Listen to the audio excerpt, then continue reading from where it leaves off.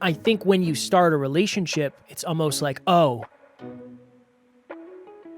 I've accomplished what I wanted to. That's it. That's it. Mission accomplished. Got a relationship. I'm in. Not, okay, now how do I be the best partner I can be? Not, how do I learn more about my partner every day?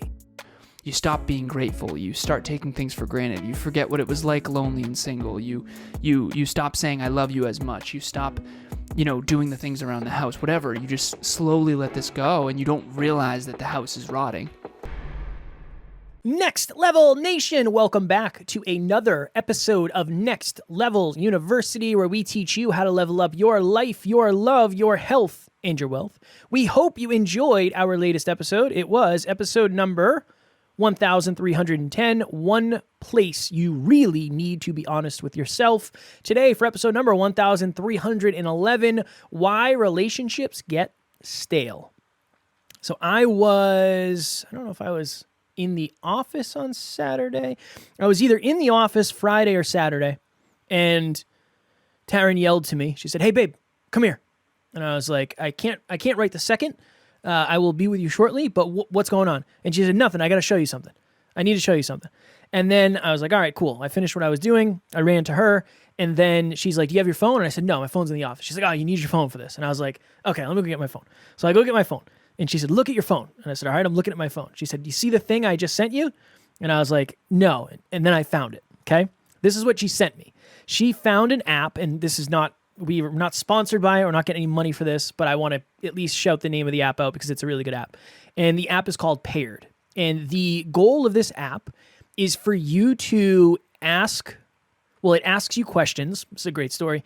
And you have to answer questions based on your experience and the experience of your partner. So it's kind of like, this is long before our day, Alan, it's kind of like the newlywed game.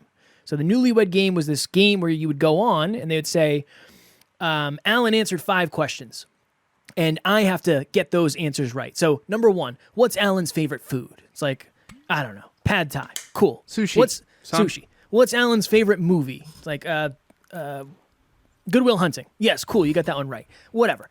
The Lion King? Well, you and I are not newlyweds. It's very clear. So I download this app, and the first thing I answered was questions like that. What's your partner's favorite season? What's their favorite food? What's their favorite color? And it was very interesting.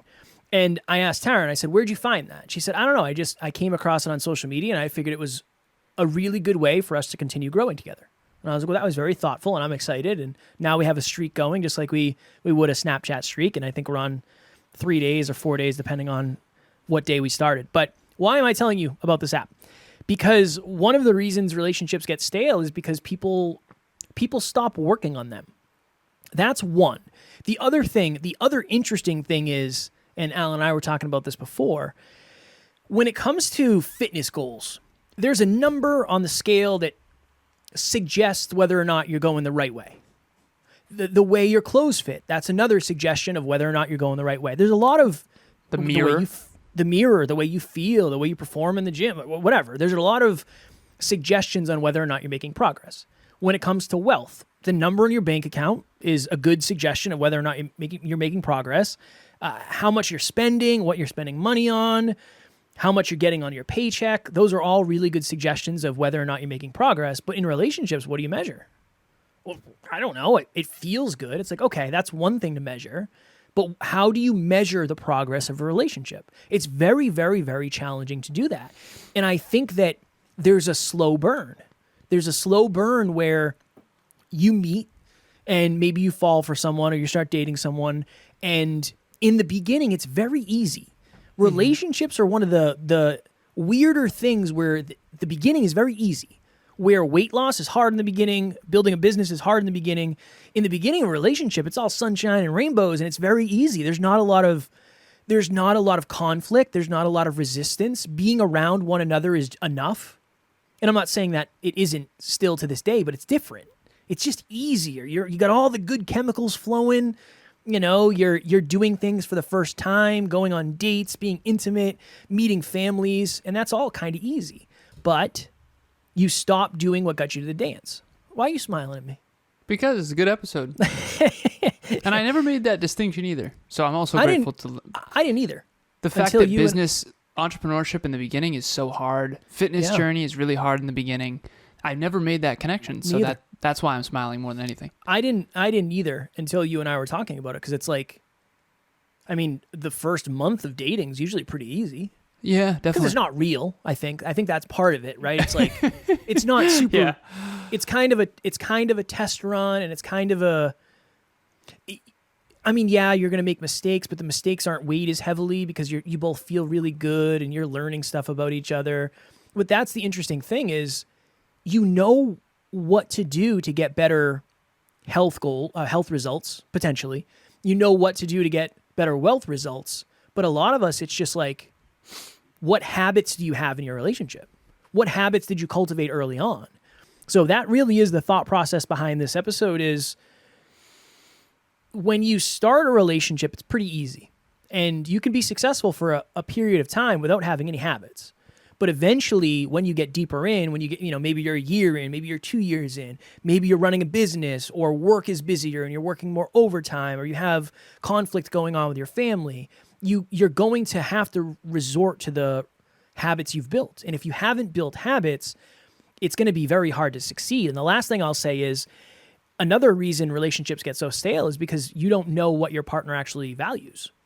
Imagine if, again, I'm using Alan and I as an example just because you know Alan and I better than you know Taryn or Emilia, but imagine if my podcasting goals were no longer to podcast about what we talk about. How miserable would this be for me every day?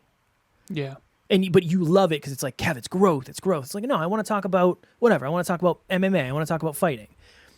That if this was a love language for Alan, recording self-improvement content, and for me, it's not a love language and it drains my cup, that's going to be very important for us to know too, because it's not a partnership that's going to be able to last a long period of time. So that's the other thing is, you might not understand what actually fills your partner's cup, what actually fills your own, how those connect. So Emilia and I have a business together that helps relationships connect at a deeper level. And it's fascinating that I never really made the connection of how entrepreneurship is so difficult in the beginning. Health journeys are typically really difficult in the beginning.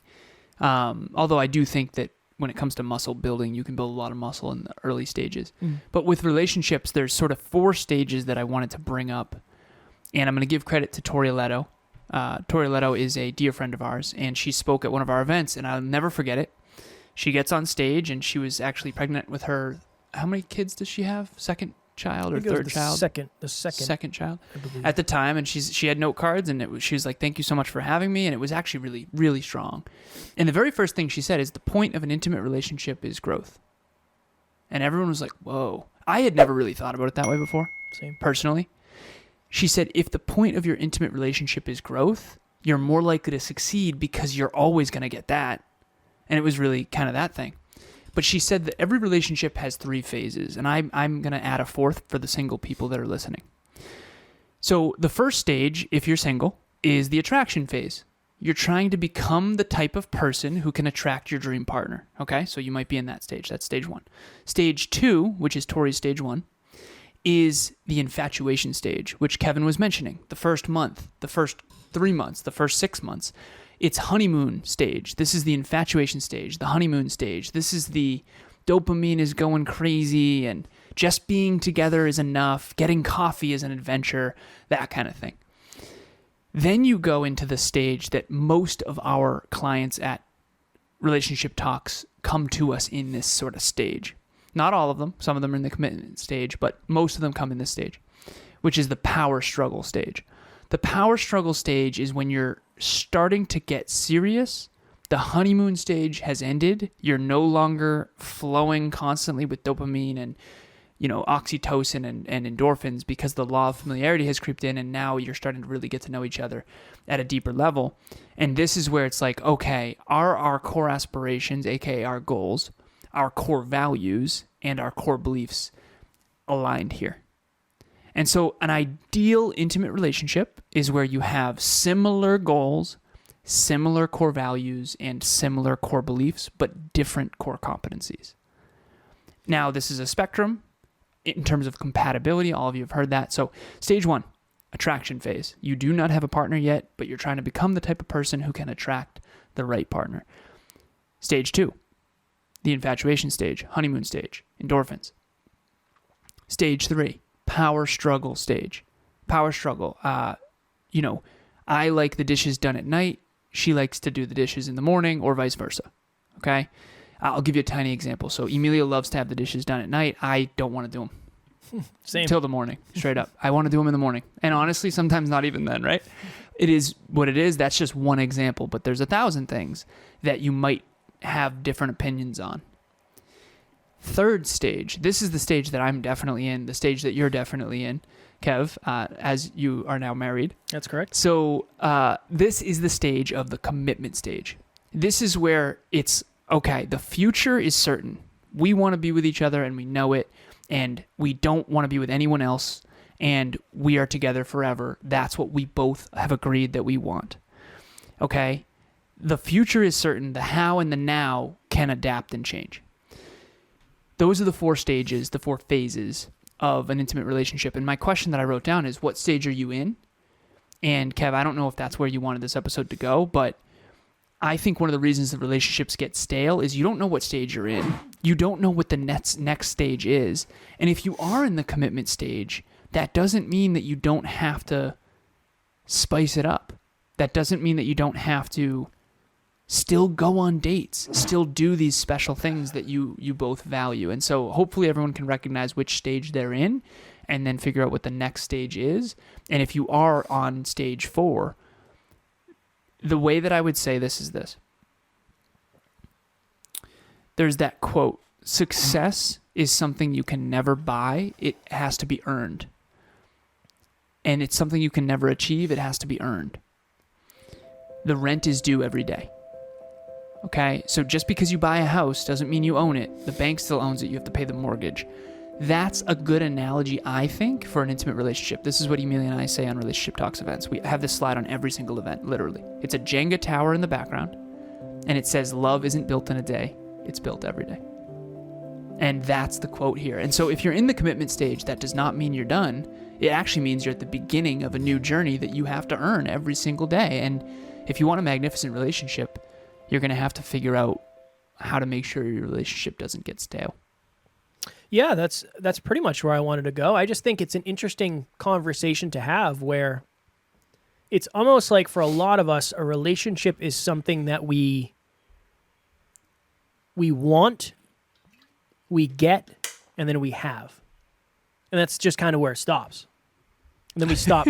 I know that sounds probably overly simplistic, but when you want a relationship, a lot of people aren't necessarily reverse engineering, when I get a relationship, I'm going to be this type of partner.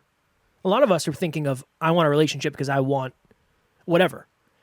Quality time, physical touch. I want somebody who's going to support me. I want love. I want closeness. I want to start a family. It's not even that. It's I don't want to be lonely anymore. That's part of it. It's I don't want to be alone. It's I don't want, so it's fears as well as desires.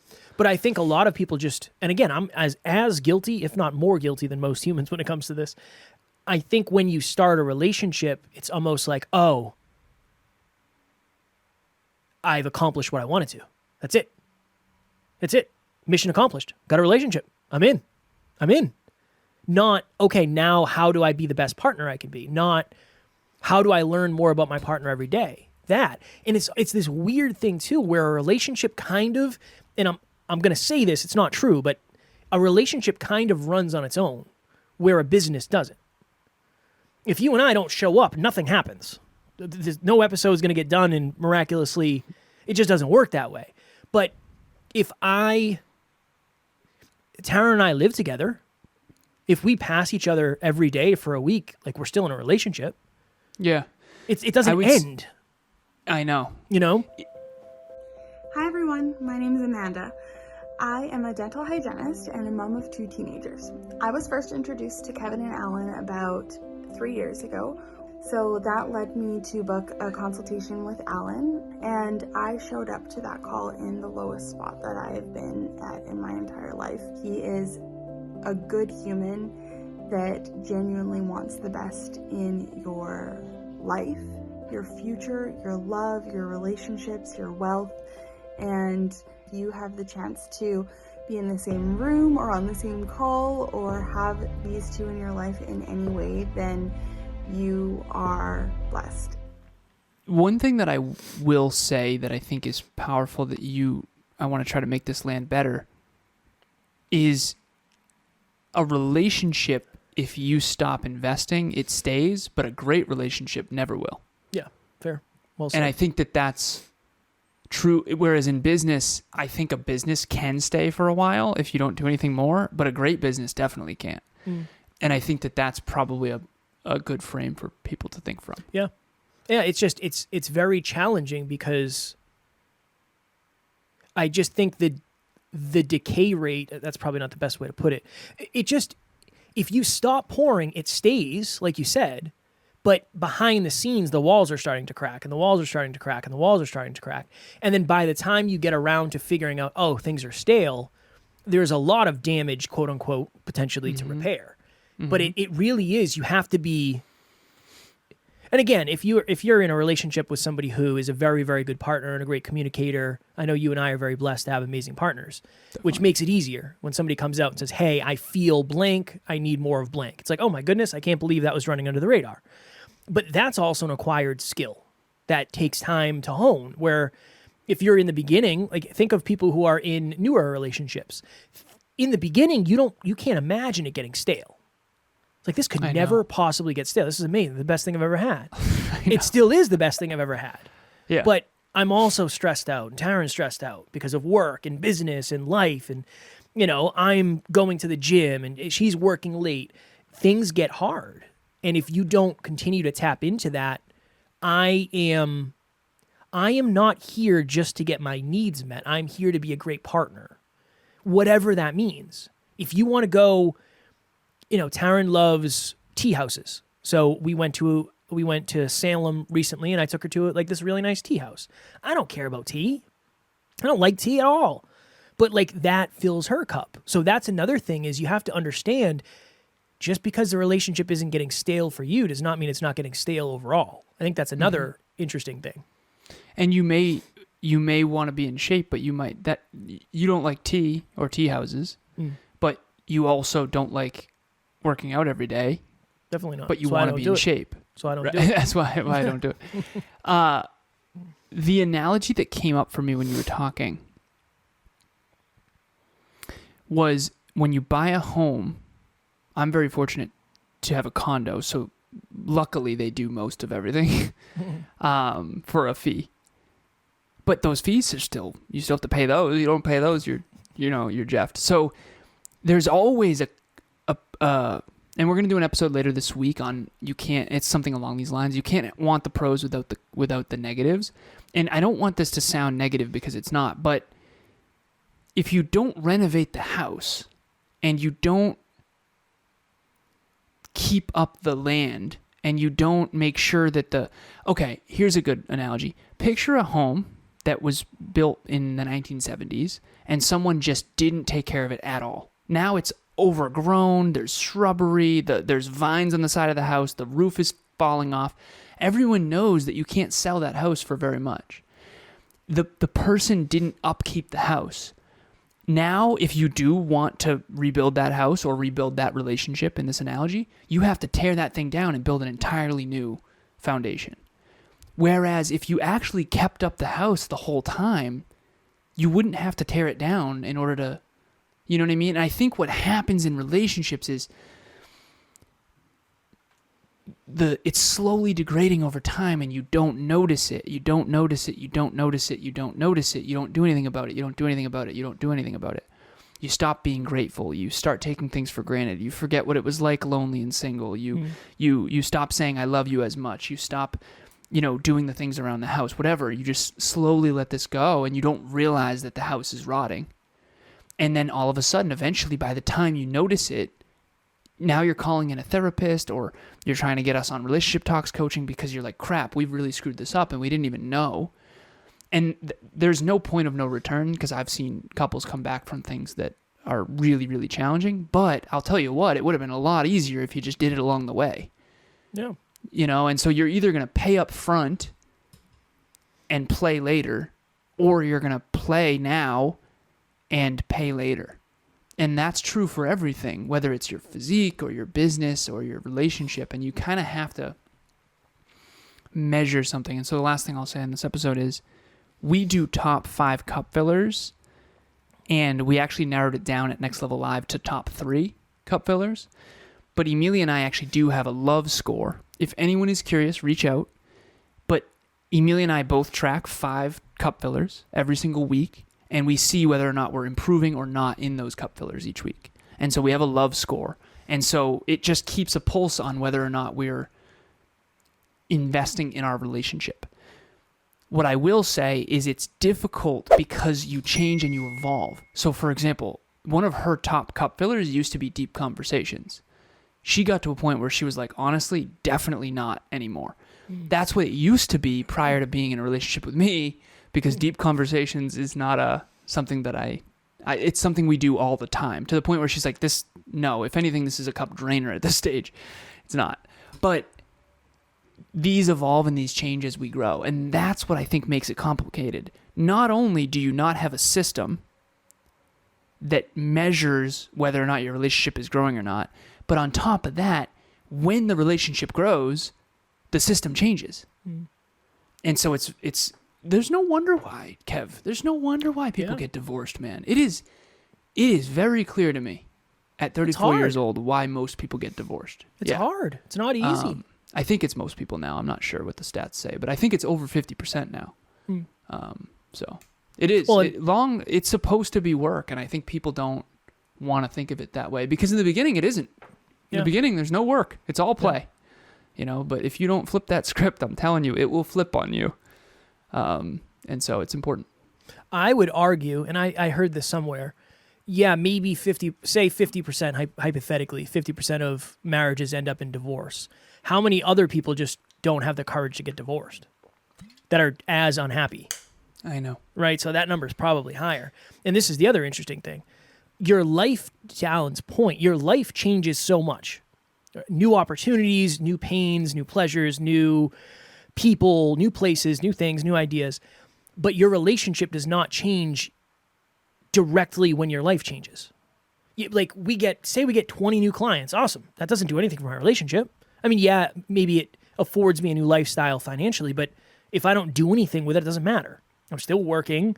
We're still eating dinner the same. It's that. It really is. If anything, it might actually get worse because now you're working more. Yeah, that's been a tough part over the last few months. This is the last thing I'll say on this, and I want to make sure I try to say this clearly because I know this might come across in a weird way. But it's almost like unless you are blessed enough to love everything your partner loves, which some of us are, that's great, your relationship will start to get stale when you stop doing the things that you know your partner values that you don't. That would be my quote. It's like the second I stop taking Taryn out for dates is the second we start to get stale, even though I don't value them in the same way she does. Mm-hmm. Or maybe for her, it's, whatever it is. I think that's an interesting way to look at it. Now, I'm not saying you have to sacrifice happiness. That's not what I'm saying. I'm just saying naturally, unless you have very aligned love languages and very aligned activities that you like to do, it's going to be up to each of you separately to say, oh, you know what? Today, I want to make sure my partner feels blank, blank, blank, and blank. And then on the other end, your partner, I want to make sure my partner feels blank, blank, blank, and blank. Because I can do that for myself in different ways, but just because I'm staying up watching UFC on Saturday does not mean that's doing anything for Taryn. So I just wanted to add that. The final thought here. The plot thickens slightly because even if you do have core values that are super, super aligned, if those are all you're doing, even that will get stale. Fair. So that's another piece of no matter what you do, you're going to have to mix it up at times. And I think anyone who thinks otherwise is being naive. And I know that I've been guilty of that in the past too. So even if you do have because Emilia and I have very aligned core goals, very, very similar. Core values, very, very similar. Core beliefs, very, very similar. There's very little that aren't aligned. But the things that we end up doing all the time even those eventually get stale and you have to go mix it up. Yeah. So I think it's just important for everyone to understand that. And so hopefully if you're out there listening, if you're single, this will apply when you're not, you know. If you're in a relationship, figure out which stage you're in, and then what got you here isn't going to get you there. Even if you're in the commitment stage, maybe you've evolved. Maybe you got to recheck in on cup fillers. Last thing, to your point, say you and your partner like walks. If you do the same walk every single time you go for a walk, it's probably going to get boring and stale. To Alan's point. So yeah, very well said. Next, Level Nation. As you know, we have a private Facebook community filled with like-minded individuals like yourself. If you're looking for a place to be yourself, if you're looking for a place where you can actually talk about what you really care about, you can lean into growth, lean into goals, lean into aspiration, please join our private Facebook group. We're coming up on 700 members. We'd love to have you in there. We're on the last chapter of Cleaning Up Your Mental Mess by Dr. Caroline Leaf, and I'm going to be putting a poll into Next Level Nation. So if you're not in Next Level Nation yet, join that. Like Kevin just said, I'm going to put a poll in there tomorrow that's being posted, and you can vote for which book you want next. That's a really good time to join book club. I always say you can join book club anytime, but a lot of people like to start the book with us. So if you want to start the new book with us, now's the time. Get in Next Level Nation, vote on the poll, register at the link in the show notes. Next Level Nation tomorrow for episode number 1312, 2 of the most important things to know about yourself. I'm very excited for that one. I hope you have a wonderful, wonderful Wednesday. As always, we love you. We appreciate you. Grateful for each and every one of you. And at NLU, we do not have fans. We have family. We will talk to you all tomorrow. Keep it interesting, Next Level Nation.